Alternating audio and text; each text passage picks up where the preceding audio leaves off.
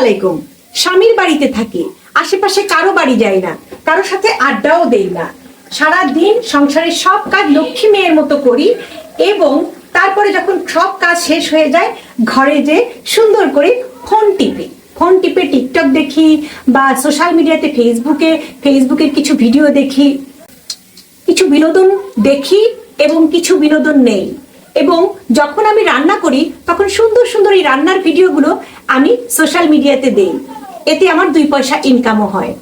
আমি মনে করি একটা মেয়ে সংসারের সব কাজ শেষ করে যখন ফ্রি টাইম পায় ওই সময় পাড়া প্রতিবেশীর বাড়িতে যে বা সবাই একসাথে গোল মিটিং হয়ে অমুকের বউ কি করলো, অমুকের ছেলে কি করলো, অমুকের স্বামী কি করলো, অমুকের শাশুড়ি কি করলো, এইগুলো নিয়ে আলোচনা সমালোচনা না করে নিজের মতো নিজের সংসারে থাকো এবং সেই সুন্দর সুন্দর ভিডিওগুলো তোমরা ফেসবুকে আপলোড দিয়ে 2 পয়সা ইনকাম করো।